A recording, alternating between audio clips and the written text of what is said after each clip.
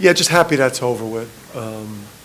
Incredibly, painful game to watch if you're a UConn fan or coach. Just a really flat, really poor performance at both ends of the court.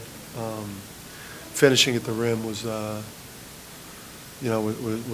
bad. Just we were in all the wrong spots defensively, in situations that we've seen and these guys have dealt with for years with such an older team. And, just to not be able to play better quality of basketball at both ends, was really, really disappointing. Positive notes for us, really probably only three.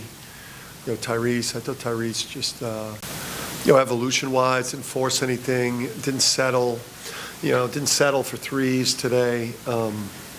Just did a little bit of everything, and just played mature, unlike a number of other guys. And then I liked what Andre did, the second half turnover, which led to a basket. That unnerved me, but it's kind of a stat line that you hope to get from him, pretty consistently, like 9, 8, 3.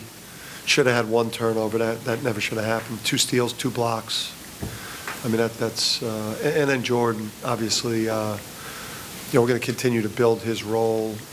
I got to see how he held up defensively. I thought it was okay, but you could see he brings a different element of perimeter firepower potentially. So. Did you like the lift defense gave you in the first half when you kind of got off those slow starts? Yeah, I mean, they've done that the last 2 games. Our guy, a couple of our starters, Isaiah because he's hurt, and Adama hasn't been locked in the last 2 games. RJ today, you can't. We need. RJ's an all Big East level performer. We need him to be for this team, and. He's got to, we need him to be better than that. Tyrese had 11 rebounds on the night. Can you talk about how important that aspect of his game is just on the general team? Yeah, I mean, he understands his identity. He could have finished a couple more things in the paint, but he understands his identity, he understands who he is, and he's been consistent through 4 games. Obviously, the competition level is going to increase significantly here, but you just love to see a guy that knows who he is and and then plays within that framework. Now, I know the shots didn't necessarily fall today, but overall, these first 4 games, do you see the offense, the better balance, maybe a little better flow than last year, where as great as James was, maybe the flow was a little bit better this season?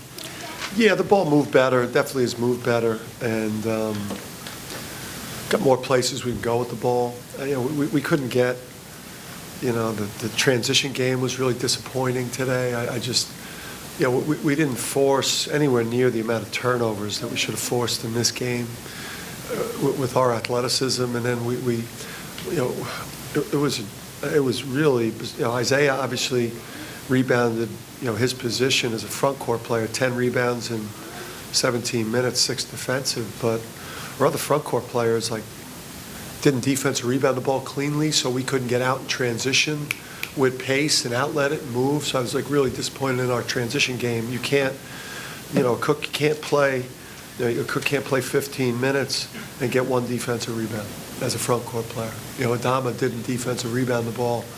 Defensive rebounds today were an absolute adventure, and if they were an adventure today, what are they going to be like on Wednesday? Yeah. Things get a little chippy, obviously, late in the game there.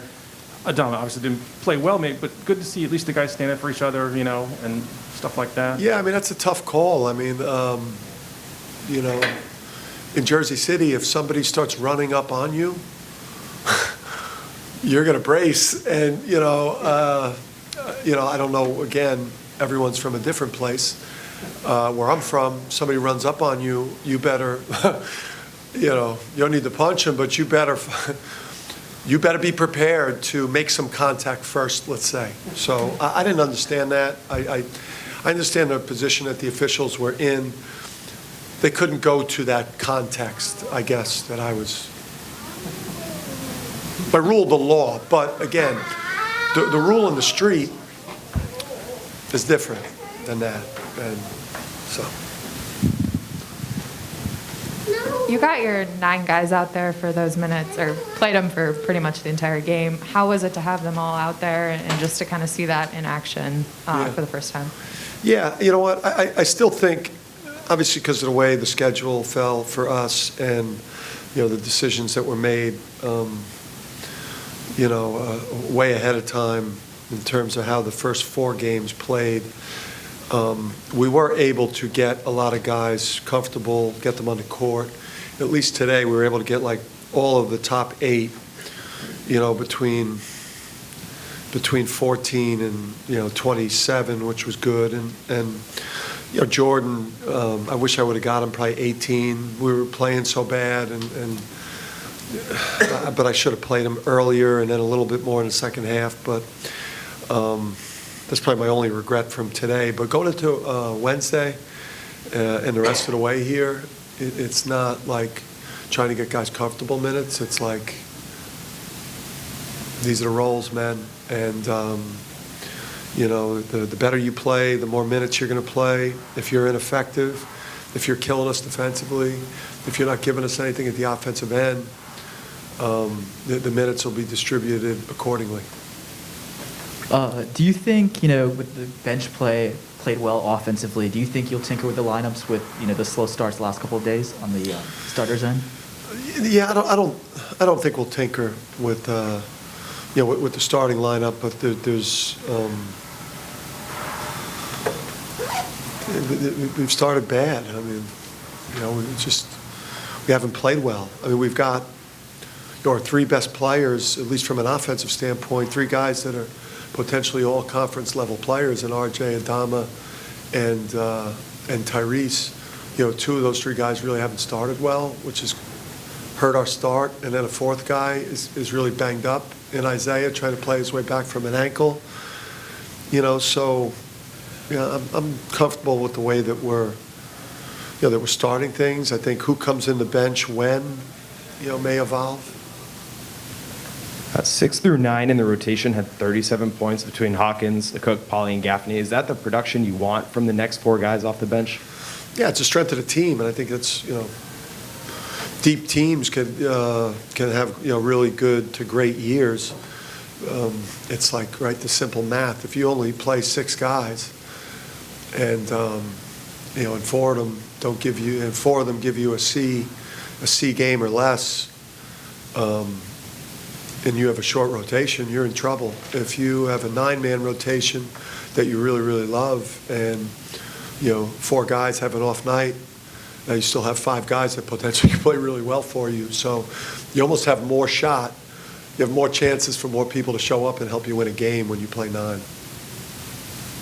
Shift gears a little bit here. The Big East, the start it's gotten off to.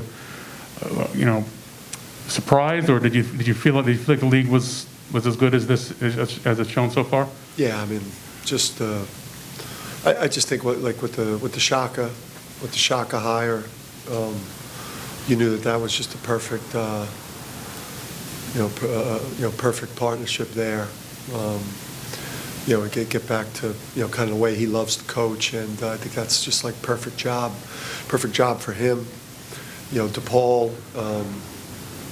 We knew just, I know Coach and his background and how hard he's going to coach guys. And, the league has looked great. I think we knew it was going to be far, far better than it was this past year. This past year was a down year for our league.